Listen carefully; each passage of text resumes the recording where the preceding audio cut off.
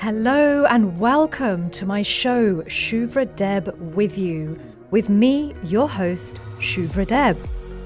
In this show, I will be discussing mental health with the aim of raising mental health awareness in our community and in society as a whole.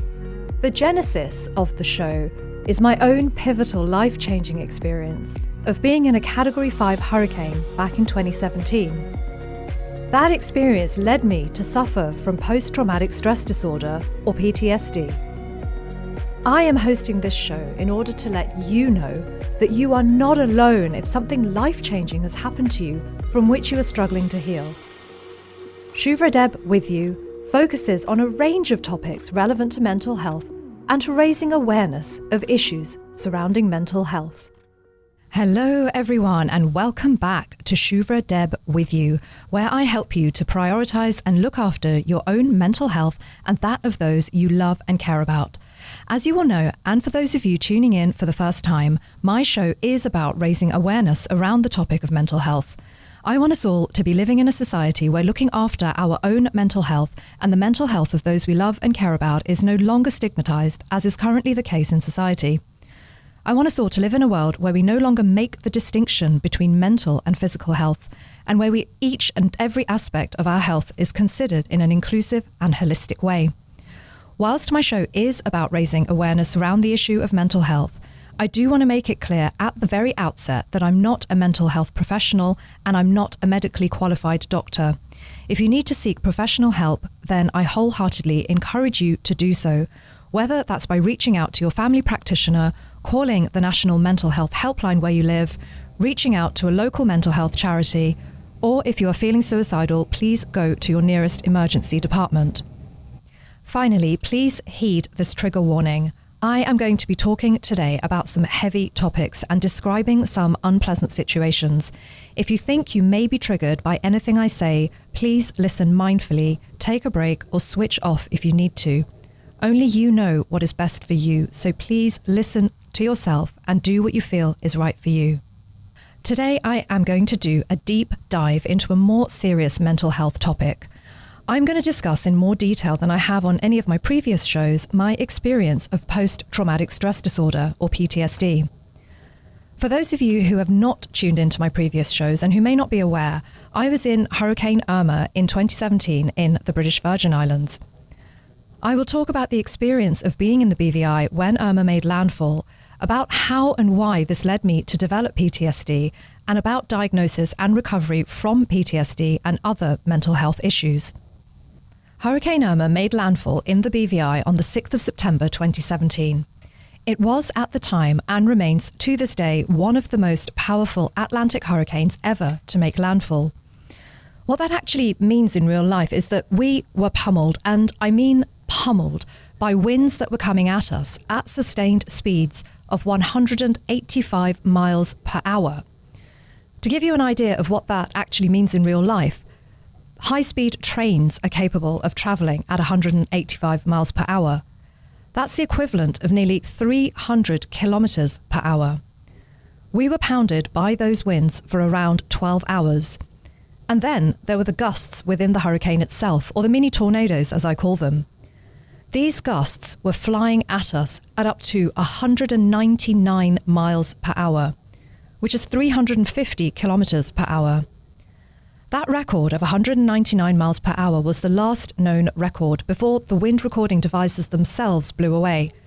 It is entirely possible that there were wind gusts higher than 199 miles per hour, but that they were never recorded. Putting some real-life context into those vast wind speeds, one of the more unforgettable experiences that I recall was well into the storm.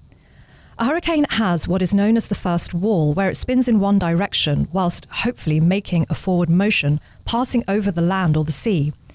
And I say hopefully making a forward motion, passing over, because if the hurricane has no forward motion, it sits on top of the land, causing havoc in the process due to the continued battering from the winds and the rain. The hurricane then has a second wall. This is where it spins in the other direction, and this is where it gets wild. For us during Irma, the winds in that second wall were so strong that partway into this, we could see two of the doors in our little room where we were taking shelter billowing from the force of the wind, about to be sucked out from the sheer force and strength of that wind. I was taking shelter as part of a group of 3 others.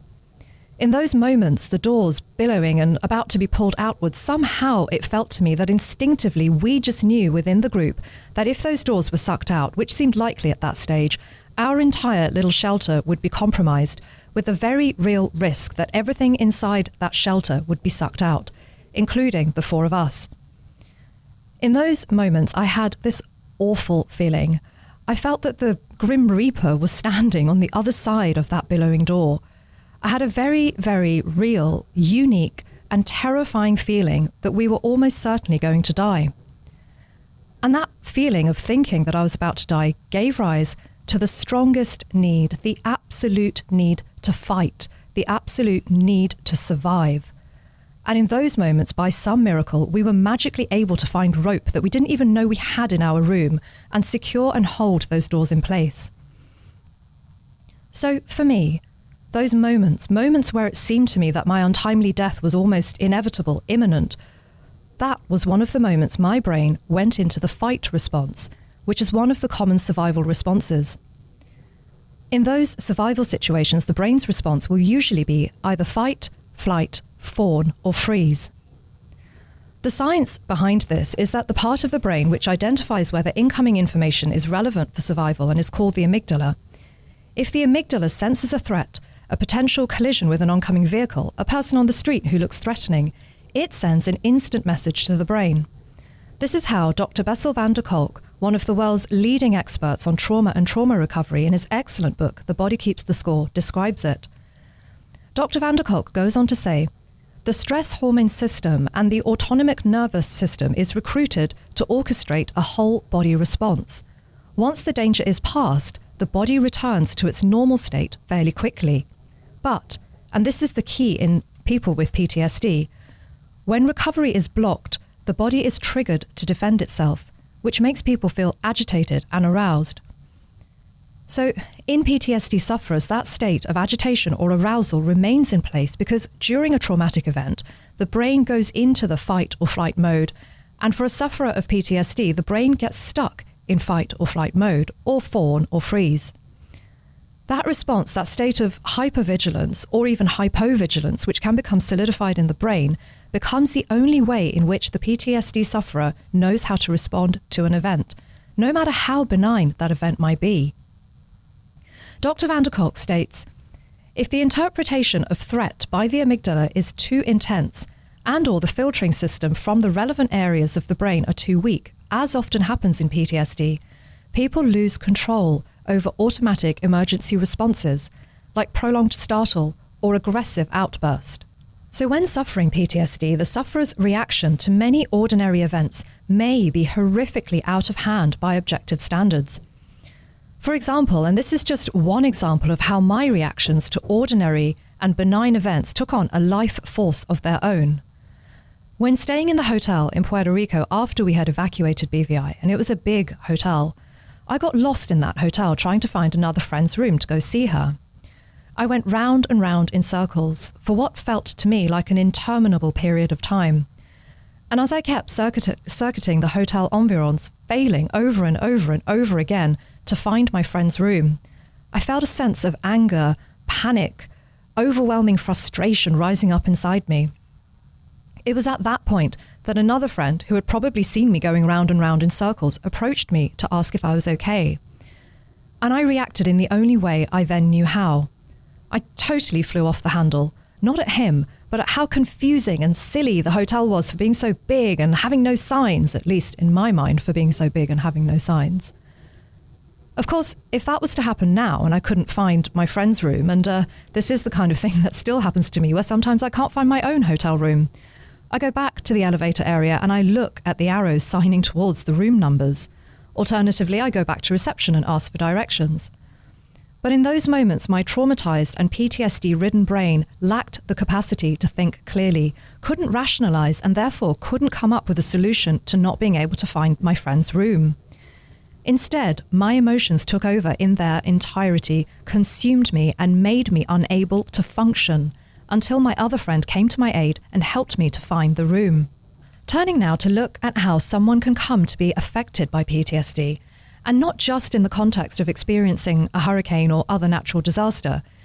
PTSD is a condition that some, but not all, a condition that some people develop after experiencing or witnessing a distressing or life-threatening event or injury. According to PTSD UK, it is estimated that 50 to 70% of people will experience a trauma at some point in their life.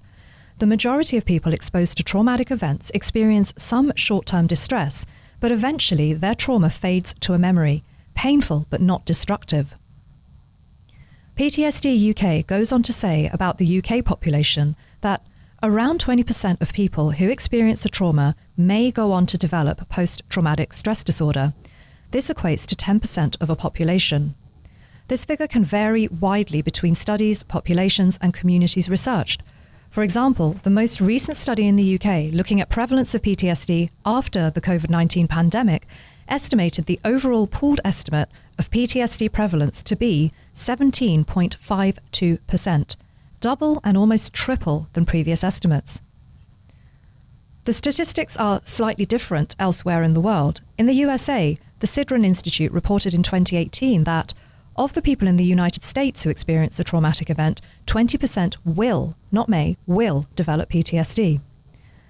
The US Department of Veteran Affairs states that 8 million adults in the US have PTSD in any given year.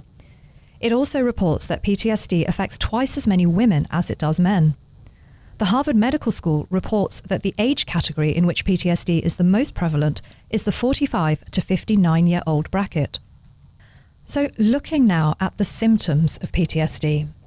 Some of the symptoms, as set out by the National Institute of Mental Health in the US, include having recurring thoughts, flashbacks, or dreams of the traumatizing event or events, persistent avoidance, whether that's of the place, triggering objects or feelings related to the incident or incidences, regularly feeling startled, tense, restless, or angry, or misremembering the event, having negative thoughts, feeling guilty, or losing interest in previously enjoyable activities.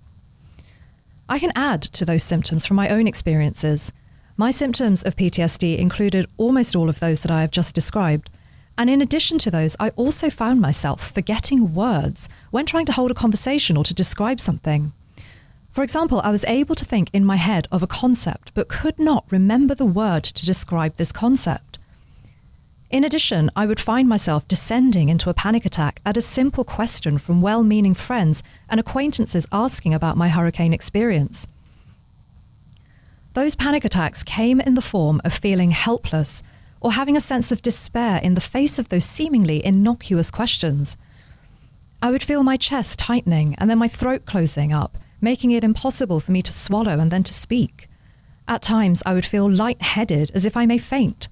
Sometimes I would start to sweat, feel nauseous, start trembling, or have hot flushes or even chills.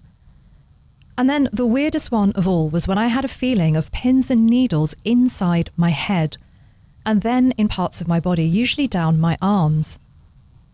Perhaps one of the most disturbing symptoms of post-traumatic stress disorder that I had was with me in the weeks and months immediately after Hurricane Irma. Having been displaced and trying to work out where I was going to live and, what I was going to do next with my life, I was flying around quite a bit. At one stage, I was living on a small island off the coast of the UK called Guernsey in the Channel Islands. Each time I flew out of Guernsey to go wherever I was going. I love having the window seat on a plane. But every time I would take off from Guernsey in a plane, I would look out the window and have an almost out-of-body experience or an extreme hallucination. I would look out of the window at Guernsey below me, and in my mind, my mind's eye, my brain, wherever this was happening, I wouldn't be seeing Guernsey out of the window. Instead, each and every time I looked out that window, I saw the BVI. Sometimes I saw the BVI in the exact way I had seen it the day I flew out of there on the evacuation flight, broken, torn apart, dismembered by the hurricane. Other times when flying out of Guernsey, I would look out of the window of the plane and I would see the BVI in its pristine, perfect aquamarine water version pre-Hurricane Irma. If all the other symptoms didn't make me alive to the fact that all was not well, it was at times like these that I was painfully aware that something was really, really amiss. I mean, it's not normal to look out the window and see a place that you're not actually physically in. It's not normal to look out of a window and see flashbacks of a place you had been in before. It's also not normal to keep having this happen consistently on every single occasion that I would take that flight. But rather than taking these extremely strange occurrences, these visions, whatever they were, as the alarm bells that were clearly sounding, rather than acting upon these extremely upsetting and disturbing symptoms, rather than telling someone, anyone, what was happening in my head, rather than reaching out for help to a doctor, a helpline, a friend, a family member, I carried on as if nothing out of the ordinary was happening. And I think a part of that desire to carry on as if nothing was happening was because it would have been far too overwhelming to deal with or to think about the fact that things were as far away from ordinary and normal as they could possibly be. Part of that overwhelm was predicated in the fact that, as far as I was concerned, I was going mad. I actually thought I was going mad. And in my head, I started to concoct scenarios as to how I would live going forward with my newfound madness, which I felt had become a part of me. As strange as that may all sound now, certainly it sounds strange to me with the benefit of hindsight. As strange as it may sound that I was starting to plan out my life, how I would live with this madness that had beset me, I did not know that I had a condition. I did not know, not really, what PTSD even was. And I certainly did not know that I had PTSD. It was only by reaching out for help eventually that within a few short weeks of getting that help, I was able to see exactly what had been going on. And thanks to my extraordinary therapist, with her help and intervention, I was able to get on the road to recovery. For anyone listening today who is suffering with the symptoms I am describing, or indeed from any other symptoms where you don't feel quite right, or anyone who thinks, hearing this, that they may be suffering with PTSD or any other form of mental ill health, please seek immediate help. When you are feeling defeated, down, helpless, which is likely how you will be feeling if you have PTSD or any other mental illness, when you are feeling dejected, one of the best things you can do is to delegate. That's right, delegate. A bit like getting a personal assistant, but for your brain. One of the best things you can do is to delegate to the medical profession what needs to be done next. By seeing your GP or family medical practitioner, by calling upon a local mental health charity, or by telephoning or texting your national mental health helpline if you feel unable to leave the house, for example, you will be taking the first step to recovery. And whilst the responsibility to heal and recover does, of course, ultimately rest with you, you have to do the work after all. You can start that process by delegating the how and where of it all, by seeking help from a medical professional. So what had caused those PTSD symptoms to develop in me? One of the events that led to the development of PTSD for me was the scenario I described earlier about the genuine and very real threat to our lives when the doors to the room looked like they would blow out unless we took immediate action, which mercifully we were able to do. Another event came along the following morning. How does it feel to wake up one morning and think, all my friends have died? All my friends have died. The morning after the storm, I, along with a group of friends with whom I had taken shelter, were looking out at what was left of Tortola in the BVI. There was nothing left. In those moments, all we saw was emptiness. Not a single sign of life. Houses blown away. Boats strewn across the hillside as if they were made of paper. Cars upturned, ripped in half, lying on their side on the hillside. No people at all. No one out and about walking around as would be the case on any other morning. Trees that had once stood on the hillsides were ripped right away out of the earth. What little was left of the trees had their branches stripped away. What little was left of the vegetation looked like some wild, crazy fire had swept through and had ravaged and burnt everything it could touch. What is that feeling? Waking up and seeing that level of destruction and wholeheartedly believing that everyone you know and care for, except for your immediate companions, had died. For me, it was the lowest point of my life. It was a feeling I would not wish upon anyone. To this day, even now as I speak to you on this show, visualizing those moments and feeling what I felt in those moments is making me feel, well, quite emotional and also physically sick, nauseous. I now know to breathe through it, which may sound simple, and at its heart, it is simple. But in the moments of terror, panic, grief, shock at what I thought had happened to my friends, breathing through it was, oddly enough, not on the top of my list of chosen activities. Another series of horrifying experience which led me to develop PTSD were events as they unfolded on the day of evacuation itself.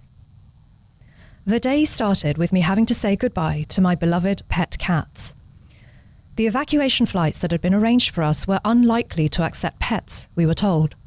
We were also told not to bring our pets to the airport in the hope that they may be able to make it onto the flights. The reason for that was that there was a risk that if our pets could not board the flights and had to remain at the airport, they may be euthanized. Yep, euthanized. Having heard about this restriction on evacuating with my pets a few days prior, it had slowly dawned on me that if I did evacuate, I would have to go without my cats. At which point I was going to stay on my own. I was not going to leave my cats. But the personal safety situation was very quickly going south in the BVI at this stage. A few days prior to us being able to evacuate, we had been threatened with looting, and that was a threat we took very, very seriously. So there I was, unable to take my cats with me and wanting to stay behind. My friends talked me out of this. It wasn't easy for them, but eventually I was persuaded to leave, not least because of the immense danger to life as we knew it that was presenting itself as a greater and greater daily threat. So I had to decide what to do with my cats. The only real choice available was to let them go free.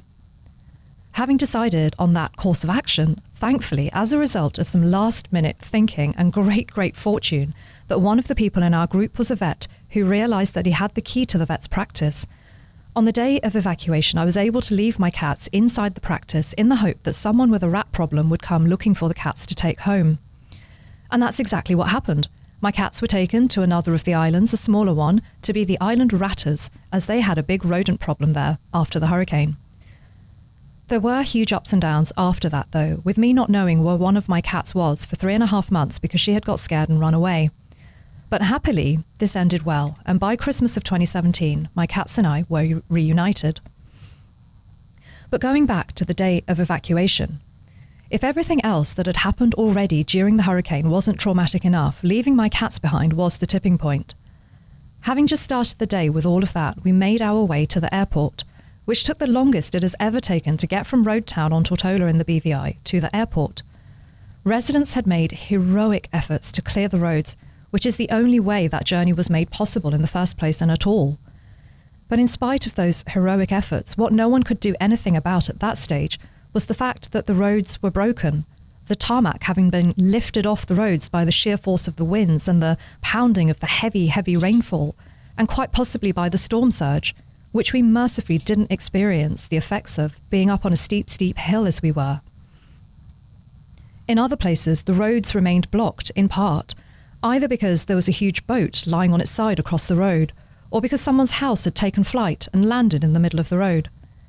In addition to all of that, there was the traffic, with as many people as could get off the island, understandably trying to get off the island. We made it to the airport. That was probably at around 10 or 11 that morning, our day having started at around 4 or 5 earlier that day. The sight that greeted me on the day at the airport is one that, like many of the other experiences over those days, was one that is unforgettable. The inside terminal area of the tiny airport on Beef Island in the BVI was not being used for people trying to evacuate.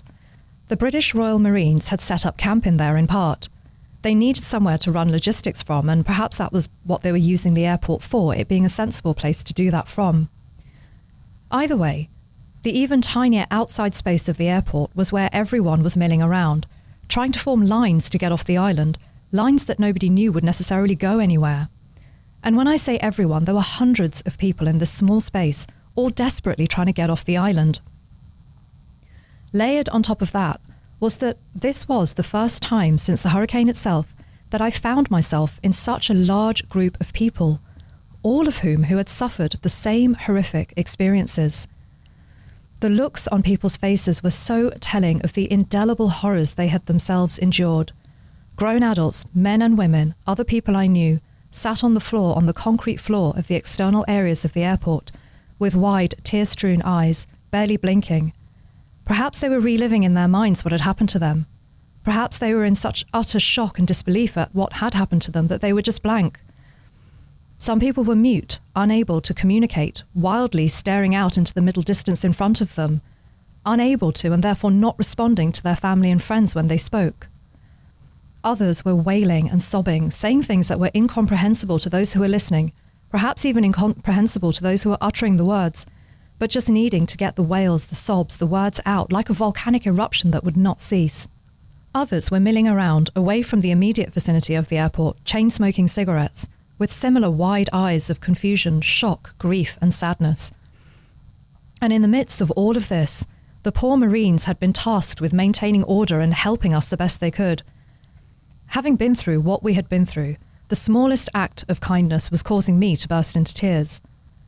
One of those kind Marines must have looked at my face, scarred by shock and sadness, dehydrated as we all were. He offered me a bottle of water. Bottled water. Water that was clean. Water that was drinkable. Water that was available. In those moments, that smallest act of kindness was the biggest gesture anyone could have made. And of course, I burst into immediate tears, with the poor Marine looking concerned, asking if I was okay, not knowing what else to say. And in the background of all of this chaos, heartbreak, trauma, and ineffable suffering, the hours dragged by. The evacuation flights came and went, and I waited, and I waited, and I waited for my name to be called out. And in the background of all of that, there was an overpowering stench of blocked toilets. Toilets that could not be flushed as there was no water or electricity supply. Toilets that each and every person who passed through that airport had had to use as it was our only option. Every now and then, a waft of the stinking toilets would pass by, causing anyone who smelt it to gag. My own personal madness, to which I alluded earlier in the context of seeing the BVI landscape out of the aeroplane window, and not the Guernsey landscape where I was physically located at the time, well, that madness had peaked long before those visions took place. And that madness, for me, peaked at the airport on the day of evacuation. By about hour 6 of the interminable waiting at the airport, I felt the strongest sense of suicidality I have ever felt, and it came in this form. I look back at this now and see just how incomprehensible and strange those feelings were. But here goes. I started to look at the Marines to see if they were armed. All I can say is thank God that either they were unarmed, or that I, at least in those moments, thought that they were unarmed. Had they been armed, I got it into my head that I would go up to one of them, pull the gun from his holster, and shoot myself in the head with it. Yeah, shoot myself in the head with it, and I know how to shoot a gun. Just to make it stop. Just to make the anxiety stop. Just to stop seeing the other people experiencing all their pain. Just to stop hearing the wailing of the children, the confused, hungry, dehydrated, tired children in the airport mix. Just to make the seemingly everlasting waiting to get on a plane stop. Just to feel calm again. Just to feel a sense of peace again.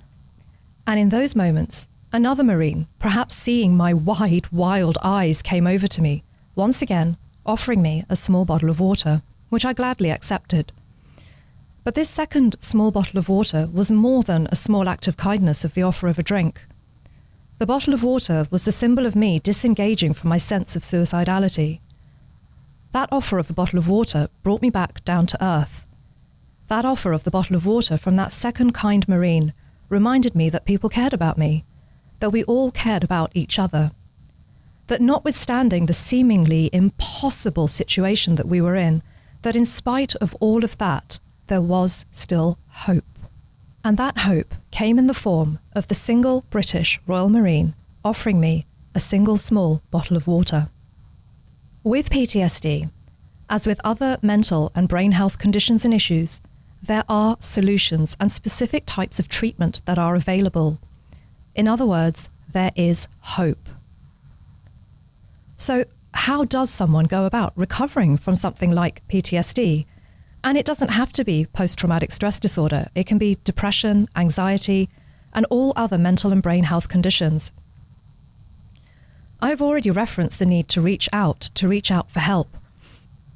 Whilst the Marine offering me that second bottle of water was not a medical practitioner, I mean, he might have been, but in those moments, he was there in his capacity as a Royal Marine. Whilst I did not receive medical treatment from him, what I did receive in those moments was connection and connectedness. In those desperate moments, when we are flailing, drowning, when we are lost, human connection is the first step to bringing us back up for air. Just a small gasp of air to begin with is fine, and that can come in the form of reaching out to a friend, a mental health charity, your local national mental health helpline, dialing your country's emergency services number, or getting yourself to the local emergency department if you are feeling suicidal. Or it can be in the form of making an appointment to see your GP or family medical practitioner. For anyone who is suffering with PTSD or thinks they may have developed PTSD, and for anyone who is enduring any other mental health condition or thinks that they may be, then the need to reach out for help is, in my view, immediate. In other words, the sooner we are able to reach out for help, the sooner we can start to feel better. After all, when we have a physical injury, such as a broken arm or leg, firstly, it's kind of unavoidable that our arm or leg is broken, hanging from us in a strange and no doubt painful way. It's also close to impossible to function in our usual day-to-day lives with a broken limb. Lifting things, walking, driving, picking up the kids, cooking meals. All these basic things become a big deal. I know this from having broken a rib around 10 years ago. Breathing was painful. Opening doors to get in and out of rooms was excruciating. Carrying groceries was a whole other world of pain, and that was with the painkillers. So why should our brain and mental health be any different? Just because you and others around you may not be able to see the pain, may not be able to know what's really going on under the surface, maintaining and looking after our brain and mental health is just as important as maintaining physical health. Without this kind of tending to our mental health, there is a risk that a serious condition may go undiagnosed, and not just for a short time. Bob Parsons is an example of this. Parsons is known for being the founder of GoDaddy.com, the immensely successful domain name provider, which I'm sure you have all heard of. Parsons recently sold GoDaddy.com for $2.5 billion US. Parsons is also a war veteran, having fought in the Vietnam War. He discovered only relatively recently that he had been suffering with PTSD, and that he had been suffering with PTSD for 49 years. And it's not even a silent condition where you may be tempted to think, well, it's okay. I mean, I think I may have PTSD, but no one really knows about it, and I'm able to carry on with my life. You may be thinking, I wake up in the morning, hit the gym, go to work, get my work done, come home, chat to my family, go to bed, repeat. Everything is fine, you're thinking. Except, it's not fine. For starters, it's not fine if you are trying to bury or hide your symptoms or condition. That's a horrible, horrible way to live. Parsons speaks to this. He has said that until he was diagnosed and dealt with his PTSD, enabling him to be cured properly, he would deal with his PTSD by burying himself in work. And in addition to that, he says that he found a big difference amongst his co-workers who now noticed how much easier it was to work with him. I'll say that again. Once cured from his PTSD, Parsons became aware of how his co-workers noticed that he was much easier to work with. I can attest to this. Whilst I was suffering with PTSD, the tiniest thing not working out would cause me to react with immense anger and frustration. That kind of behaviour only served to push people away, people I cared about and didn't want to treat badly. It was as if something else had taken over and I had no control over my emotions. Again, a horrible way in which to live. And mental health conditions can affect anyone, not just successful billionaires like Parsons. The American Psychological Association provides a case study of a gentleman named Terry. This is from their website, the link to which will be in the show notes for my podcast if you're listening there. And if you're not, you can tune in to my podcast, Shuvra Deb With You, available on demand and for free on Spotify, Apple, Google, and other platforms. Back to Terry, though. Terry is a 42-year-old earthquake survivor who had been experiencing PTSD for more than 8 years. Terry consistently avoided thoughts and images related to witnessing the injuries and deaths of others during the earthquake. Throughout the years, he began spending an increasing amount of time at work and filling his days with hobbies and other activities. By the time he sought treatment, Terry had managed to fill his entire week with various obligations in order to keep his mind occupied and to minimize the possibility that he would think about the traumatic event. He also worked hard to convince others that the earthquake had not affected him. He did this by avoiding people that knew he had gone through this experience and by quickly changing the topic when it came up.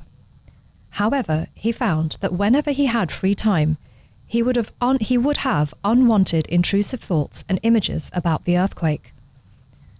In addition, he was having increasingly distressing nightmares that were causing him to lose several hours of sleep each night. His repeated violent awakenings throughout the night had also disturbed his wife's sleep, resulting in them no longer sharing a bedroom. Terry found that the harder he worked to avoid these thoughts, the more frequent they would become, and that they were getting stronger each day. He feared that if he thought about the memory, he would lose control of his emotions and would not be able to cope. He was concerned that the fear and panic that occurred when he was reminded of the trauma would last forever. By avoiding thoughts about the memory, he never allowed himself to test out his predictions. Furthermore, through his repeated avoidance of the trauma memory, his fear continued to grow. Terry eventually sought treatment because his symptoms were significantly impairing his work and family life. After receiving a thorough assessment of his PTSD and comorbid symptoms, psychoeducation about PTSD symptoms, and a rationale for using imaginal exposures, in other words, exposure therapy, Terry received a number of sessions of imaginal exposure. With encouragement from his therapist, he engaged with the trauma memory in session by providing a detailed account of what he had witnessed during the earthquake. The therapist prompted him to begin the account at the point at which he initially was aware that the earthquake was happening. She prompted him to describe in detail where he was at the time, who he was with, what he saw, how it ended, the sensations he had, and importantly, what he was thinking and feeling at the time. With each recounting, the therapist asked Terry to provide even more sensory and emotional details about the experience to facilitate habituation to the memory and to increase his mastery of his anxiety related to facing it. These retellings were recorded so that Terry could listen to the account outside of session for homework. By engaging with the memory in a systematic manner and not allowing himself to escape or to avoid it, he recognized that his fear and anxiety subsided as the exposures went on. Furthermore, he was able to test some of his predictions he had made about what would happen if he allowed himself to think about the trauma. He recognized that he could fully maintain control of his emotions and that, although he felt fear and anxiety throughout the exposures, these feelings quickly passed. Through the use of repeated imaginal exposures, Terry slowly began to feel more comfortable with discussing the trauma and telling people about his experience. He no longer feared the memory and was able to recognize that the memory itself was not dangerous. That was taken from the APA's website. I tell you this to provide an account of how bad things can get without treatment, how we can end up micromanaging our lives and putting up boundaries around ourselves in order to protect ourselves and to avoid dealing with the effects of trauma and PTSD. It's possible that we may not even realize that this is what we are doing. But by micromanaging our lives in this way, by putting up boundaries around ourselves in the hope of self-protection, we end up living a half-life. We end up continuously looking over our shoulder so the trauma monster, the PTSD, doesn't get us. We don't open ourselves up to beautiful life experiences and connections with other people, all because we are so busy protecting ourselves and avoiding our emotions. That's not to say, though, that exposure therapy, as was received by Terry in the case study, is the correct treatment for everyone. And in any event, any kind of treatment absolutely must be done under the supervision of a mental health professional. Otherwise, there is the risk of being triggered with no one there to help you manage the symptoms of that. What this goes back to is the importance of reaching out for help, not continuing to suffer in silence, and not living a half-life because we are scared. Treatment is something that is accessible. In spite of how it may feel to you right now if you're in the throes of experiencing PTSD or another mental health condition. Megan Moog writes in the New York Presbyterian, which is one of the most comprehensive academic healthcare delivery systems in the US. Moog writes in their newsletter about understanding PTSD in the context of uncertain times produced by the COVID-19 pandemic. In this article, Moog spoke with Dr. Joanne DeFide, who says, "As humans, we often think that if the problem seems enormous, the solution has to be, and that isn't really the case." With this, Dr. DeFide shares her tips on how to prioritize and recover mental health during difficult times. She shares a 9-step process and plan to managing and recovering mental health, which I would like to share with you. The first tip is to have a schedule. Dr. DeFide says that even if your life doesn't in fact require a schedule, it's very helpful to have one. And a schedule doesn't have to be something complicated. She says about this, it can be as simple as wake up, make breakfast, and make the bed. Keeping a schedule is a way to keep yourself grounded when you are feeling distressed. From my own experience, one of the things that got me through the first few weeks and months after Hurricane Irma, when I was quite literally all over the place, and I was feeling anything but grounded, was to make sure that I made my bed every morning. As simple and perhaps banal as that may sound, the simple act of making my bed became a grounding routine. It also had the effect of my brain telling itself that I had achieved something that day. Even if making my bed was the only task I completed in the whole day, in the depths of my PTSD, that one task of making my bed was a very important one.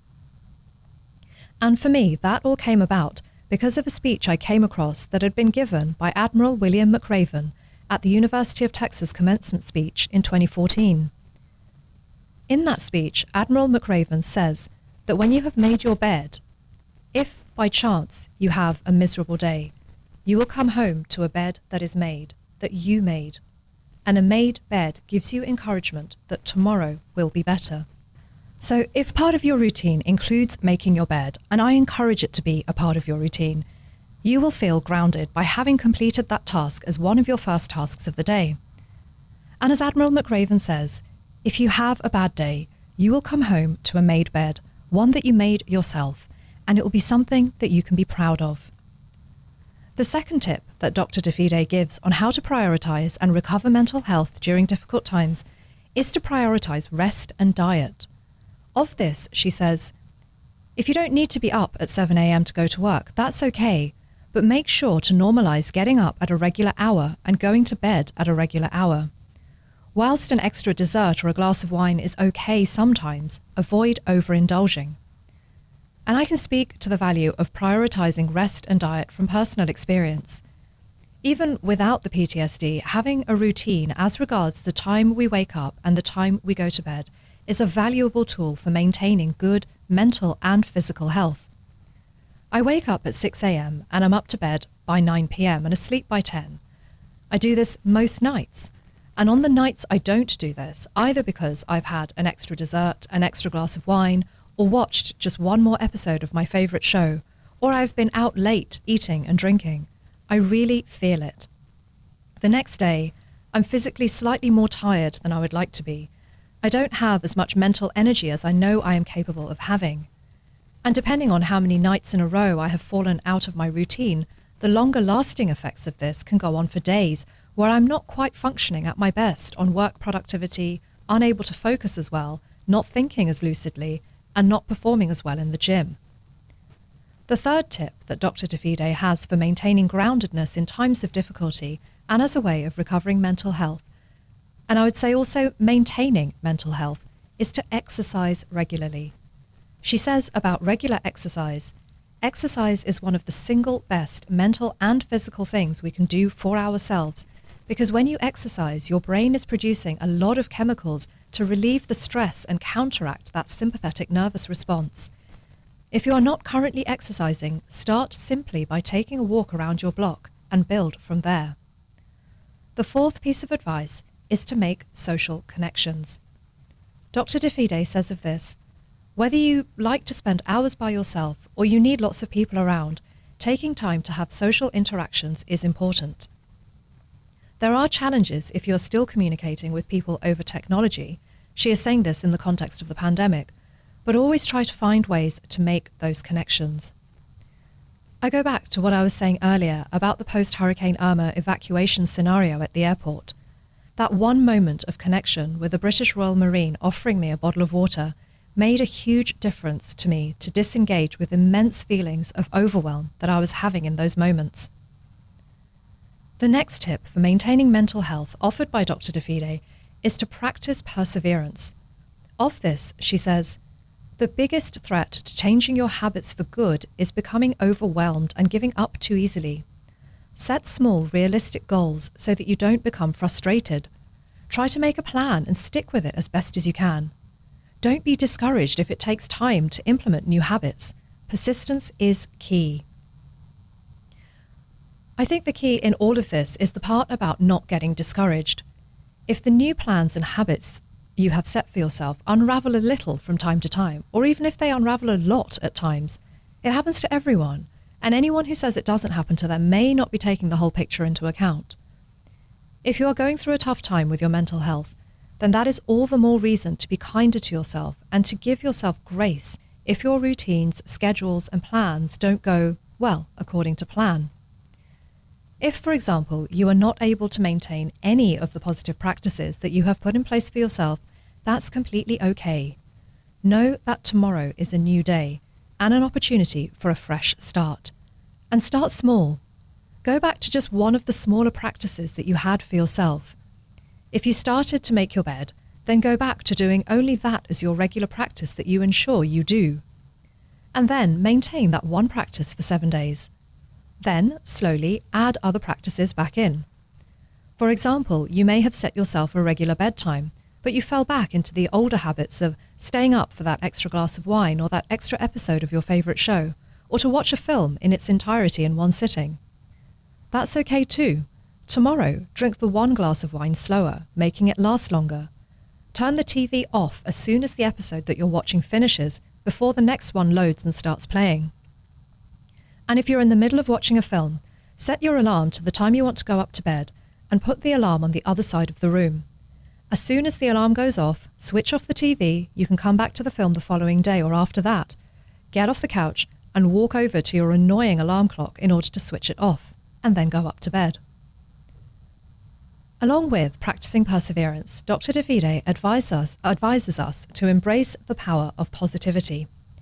She says of this, there is abundant research on positive psychology and happiness.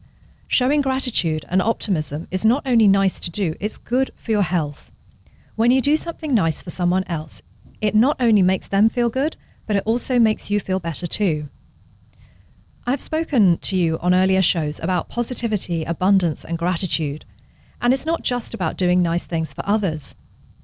I refer to an article on a previous show from research.com as regards the emotional benefits of practicing gratitude, which is that practicing and showing gratitude has the ability to improve our mood. On this, research.com states that gratitude plays a significant role in enhancing positive emotions. By expressing gratitude on a regular basis, our focus will shift to the positive aspects of our day, which has the effect of lifting our frame of mind and spirit.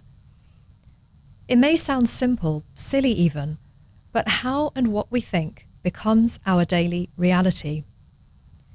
If we always look out the window and see the clouds and the concrete that may be in our line of sight, if we always miss the blue skies in between the clouds, and if we ignore the trees dotted along the concrete sidewalks, we internalize an external world with a negative frame of mind. So instead of bemoaning the clouds or the concrete, look deeper and further and see the blue skies and the trees and be grateful for them. Do this enough and enough times over, and the external world and our view of it will start to shift into something much more positive. Do this, and before you know it, you will have cultivated a gratitude practice. All you have to do is look out the window and give what you're seeing the glass half full interpretation rather than the glass half empty outlook. The next of Dr. DeFide's tips is to carve out downtime. And about this, she says, if you engage your brain in different things, it's harder to be anxious and harder to think about all of the stressful things. Simple things like reading a book by yourself or with your children can become a helpful habit. Engaging your brain in different ways is not to say that we should start adopting avoidance strategies. I spoke earlier about Bob Parsons, the founder of GoDaddy.com, who suffered with PTSD for 49 years. About this, Parsons says of himself that he had taken to burying himself in work in order to avoid thinking about and dealing with his emotional and mental condition. Taking downtime is different to that. As Dr. DeFide suggests, reading a book by yourself or to your children is a nice thing to do. And if you don't have kids but you have pets, you can even read to them. I actually love doing that with my cats, as they love listening to my voice. So by me reading to them from time to time, I get my downtime and they get to hear my voice. And for those of you skeptics out there who are listening thinking, yeah, right, her cats love the sound of her voice, whatever, pop over to my house and you can see it for yourselves to believe it. For those of you listening who have seen it, you know. Years ago, one of my friends noticed that when I speak to my girl cat, she cocks her head to one side and looks up at me as if she's listening, and then looks away when I stop talking. So there you have it. Your pets probably love the sound of your voice. Get your downtime by having some fun with that. Dr. DeFide's next tip is one I have spoken about on every show, which is to seek out professional help when you're experiencing a mental health challenge. She says, talk to your doctor.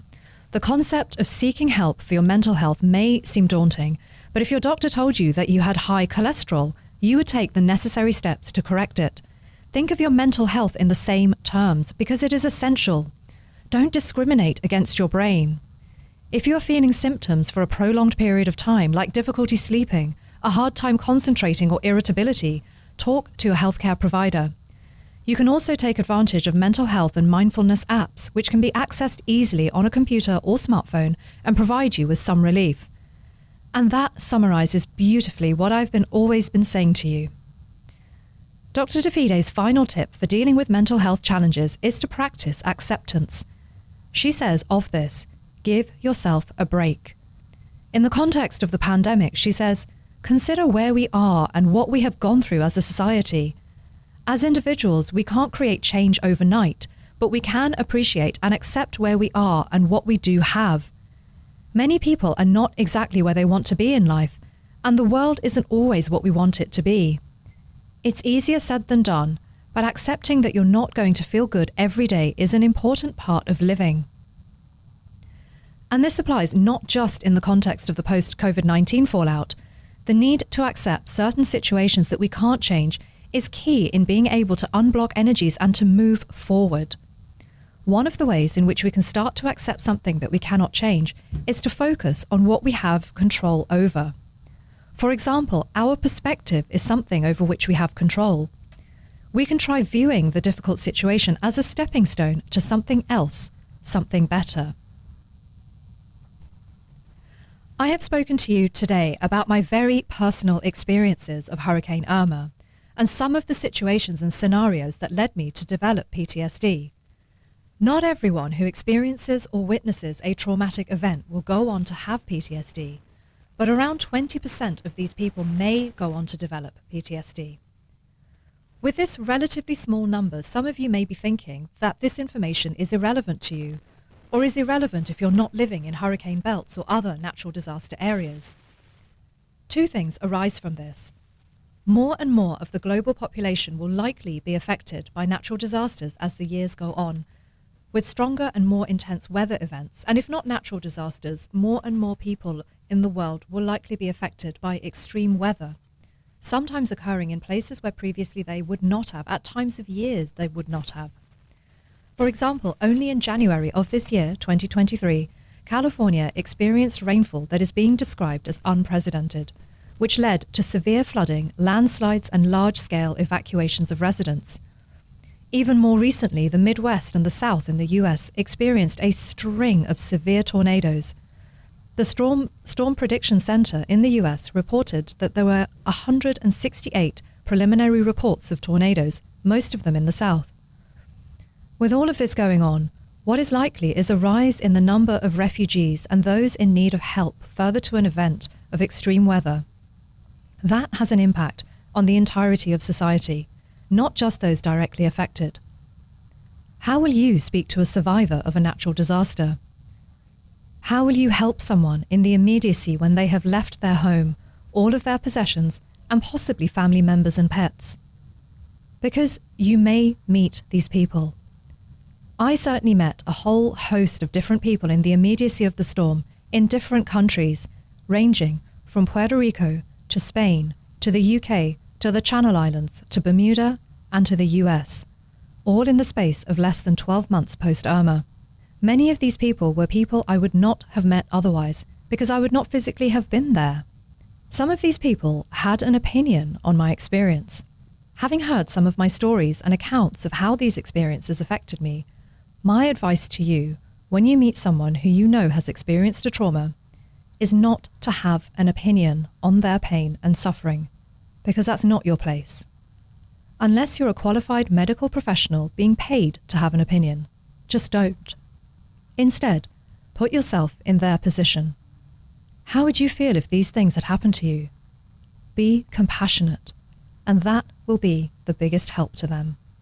For those of you listening who are experiencing PTSD or think you may be, or experiencing any other mental or brain health issue, or think you may be, or you're going through a difficult time with your mental health, I hope that what I have shared on this show, followed by the more practical tips on caring for yourself that I have offered, help you. The most important aspect is to get help. If you have been affected by anything that I have said on this show, please seek help. Whether that's by contacting your local national mental health helpline, reaching out to a friend, or making an appointment to see your GP or family mental health practitioner or physical health practitioner in order to discuss and obtain routes to treatment. Because help and treatment are out there. If you are feeling suicidal, please reach out to someone, or go to your nearest emergency department, or call your national emergency line where you can get help. And I promise you that getting help will be worth it. Thank you for listening. Bye for now. The Shuvra Deb With You podcast is inspired and brought to you by Shuvra Deb. Copyright Shuvra Deb. Thank you all so much for tuning in and for listening to Shuvra Deb With You.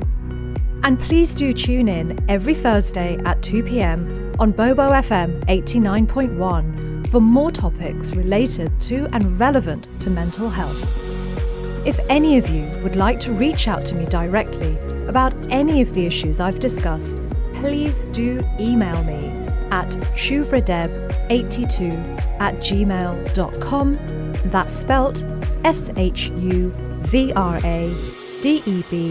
the numbers 82 @gmail.com. Thank you so much for tuning in and listening.